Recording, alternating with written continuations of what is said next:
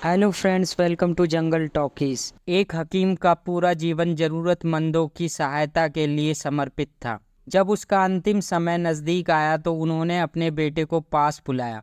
बेटा पास आ गया तो उन्होंने उससे कहा, मैंने अपना सारा जीवन दुनिया को शिक्षा देने में गुजार दिया। अब अपने अंतिम समय में मैं तुम्हें कुछ ज़रूरी बातें बताना चाहता हूँ, लेकिन इससे पहले ज़रा तुम एक कोयला और एक चंदन का टुकड़ा उठाकर ले आओ।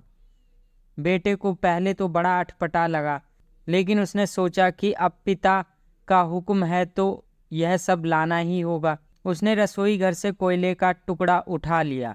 संयोग से घर में चंदन की एक छोटी लकड़ी भी थी।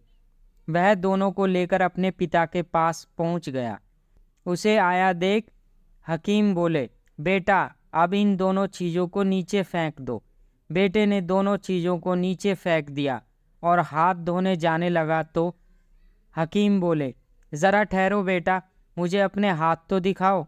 बेटे ने हाथ दिखाए तो वह उसका कोयले वाला हाथ पकड़कर बोले, देखा तुमने, कोयला पकड़ते ही हाथ काला हो गया, लेकिन उसे फेंक देने के बाद भी तुम्हारे हाथ में कालिख लगी रह गई। गलत लोगों की संगति ऐसी ही होती है। उनके साथ रहने पर भी दुख होता है और उनके ना रहने पर भी जीवन भर के लिए बदनामी साथ लग जाती है। दूसरी ओर सज्जनों का संग इस चंदन की लकड़ी की तरह है।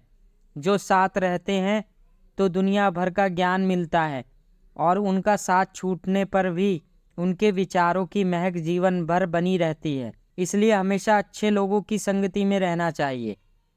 सज्जनों के साथ रहने से व्यक्ति का हर तरह से विकास होता है और दुर्जनों की संगति से विनाश। अगर आपको ये कहानी पसंद आई हो तो please subscribe, like, comment and share with your friends.